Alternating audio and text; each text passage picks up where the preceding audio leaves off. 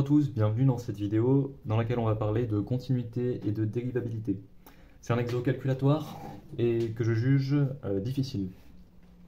Alors en fait c'est une équation fonctionnelle, hein, f de 2x égale cos de x f de x. Donc on va chercher les fonctions f solution de cette équation et on veut des fonctions de R dans R continues en 0. Donc ça se fait en plusieurs étapes. On va commencer par montrer que les fonctions du type sinus x sur x prolongées par continuité en 0 sont solutions. Puis on va faire la réciproque, c'est-à-dire on va prendre une fonction f solution. On va montrer qu'elle s'annule sur tous les np pour n non nul. On va montrer que cette relation est vérifiée pour tout n. Et on va en déduire f. Et donc, spoiler, f va être de cette forme. Et donc, les fonctions de cette forme sont toutes les solutions. Donc, je vous laisse lire les questions en détail, essayer de faire l'exercice et je passe au corrigé.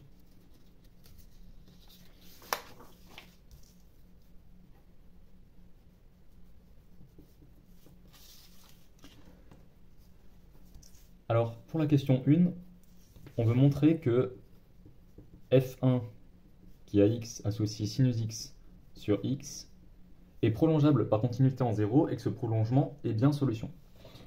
Alors pour montrer qu'une fonction est prolongeable par continuité en 0, on va calculer la limite quand x tend vers 0 de sinus x sur x.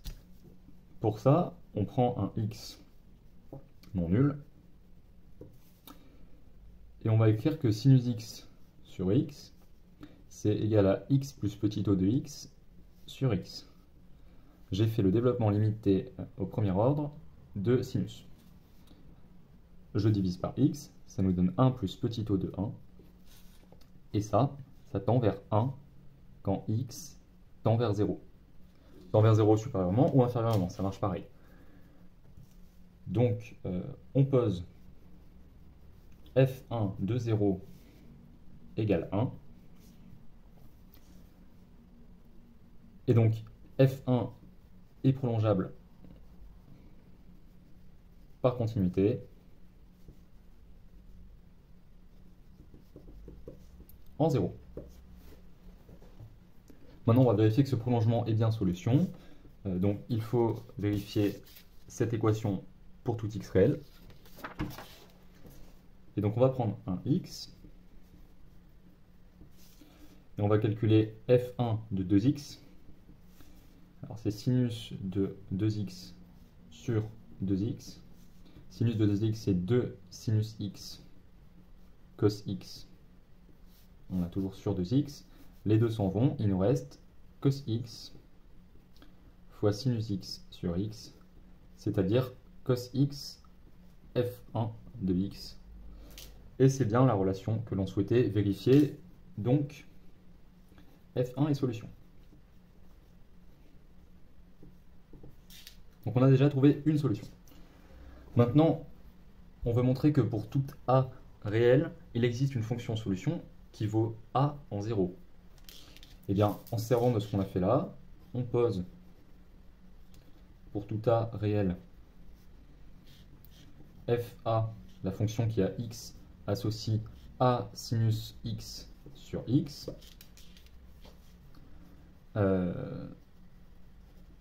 Pour tout a, eh bien, fa est prolongeable par continuité en 0 en posant fa de 0 égale a, parce que quand on va refaire la même chose ici, ben, la limite ça va pas être 1 mais ça va être a, et fa prolongé par continuité, prolongé en 0, et solution. Donc en fait, toutes ces fonctions-là, a sinus x sur x, sont solutions du problème, et donc on est capable d'avoir une fonction solution qui vaut n'importe quel nombre en 0. On va maintenant passer à la réciproque.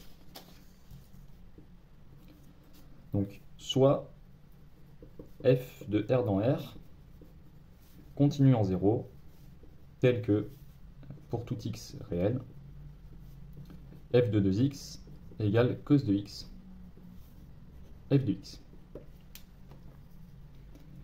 Alors le petit a, on voulait montrer que si x est de la forme npi avec n non nul, f de x égale 0. Donc on prend un n relatif non nul, et on va poser x égale npi. On veut montrer que f de x égale 0. Or, f de x, c'est cos de x sur 2, f de x sur 2, d'après cette relation, hein, puisque c'est valable pour toute x réelle. Et donc, f de npi égale cos de npi sur 2, f de npi sur 2. Cos de npi sur 2, ça fait 0. Et donc, f de x égale 0. Maintenant, question B, on veut montrer que la propriété... on veut montrer que la propriété pour tout x appartenant à R moins pi z, 2 puissance n sinus de x sur 2 puissance n f de x égale sinus de x f de x sur 2 puissance n. Voilà, donc on va faire une récurrence, hein. Puisqu'on veut montrer cette propriété pour tout n naturel, on va appeler tout ça Pn, la propriété au rang n. Alors, initialisation en n égale 0. Soit x, un réel qui n'est pas multiple de pi, et qui n'est pas nul non plus. 2 puissance 0 sinus de x sur 2 puissance 0 f de x, ça fait sinus de x f de x, et ça fait aussi sinus de x f de x sur 2 puissance 0. Donc P0 est vrai. Maintenant, hérédité. Soit n un entier, tel que Pn est vrai. On va montrer Pn plus 1. Donc on va calculer 2 puissance n plus 1 sinus de x sur 2 puissance n plus 1 f de x. C'est 2 fois 2 puissance n. Alors ici, on va utiliser la formule sinus de x égale sinus de 2x sur 2 cos x. Qui est vrai parce que sinus de 2x, c'est 2 sinus x cos x. Si on applique ça ici, on obtient sinus de x sur 2 puissance n divisé par 2 cos de x sur 2 puissance n plus 1. Voilà, on peut simplifier les deux. Et donc, 2 puissance n sinus de x sur 2 puissance n, par hypothèse de récurrence, ça fait sinus x f de x sur 2 puissance n.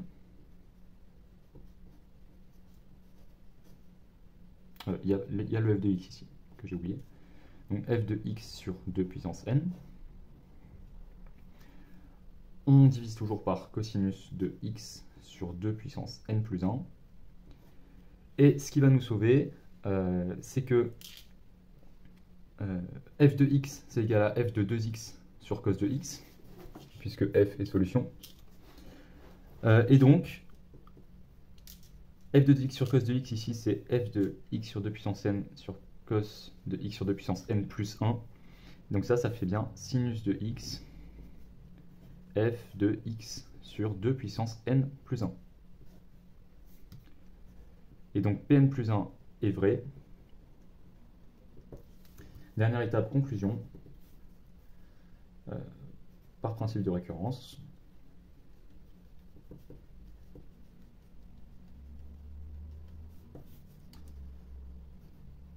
Pn est vrai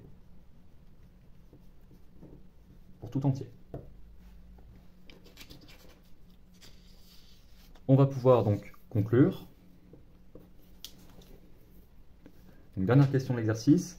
On voulait trouver la limite quand n tend vers plus l'infini de 2 puissance n sinus de x sur 2 puissance n. Alors, 2 puissance n sinus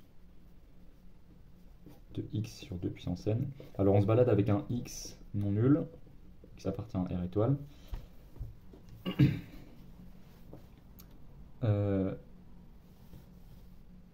Alors donc pour calculer cette limite, on va en fait calculer la limite de ceci.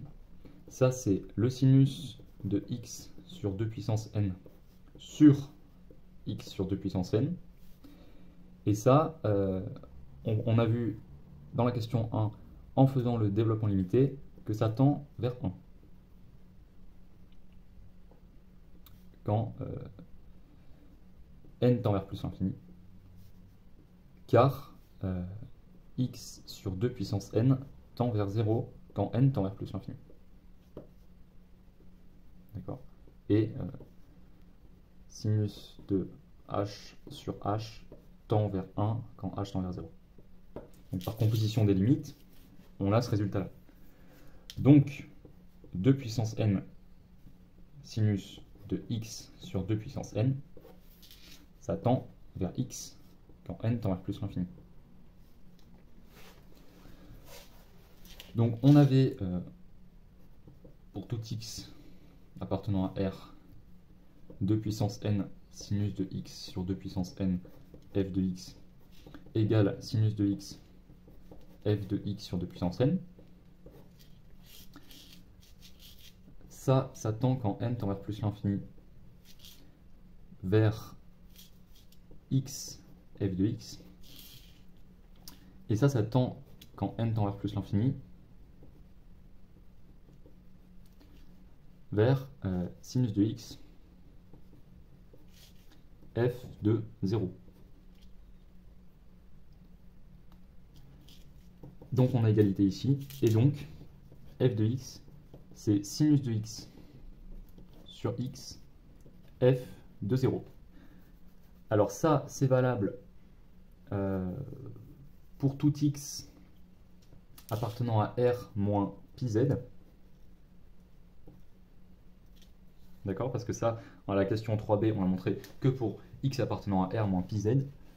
Mais on a montré que pour tout x appartenant à pi z étoile, f de x égale 0. Donc ça obéit quand même à ceci, hein, puisque sinus de pi n, ça fait bien 0. Et f de 0, ça fait bien 0. Donc finalement, pour tout x appartenant à R, cette fois on a le droit de l'écrire, f de x égale sinus de x sur x, f de 0. Et donc en fait c'est f, donc en fait il existe un réel tel que f de x, tel que f égale fa. En conclusion,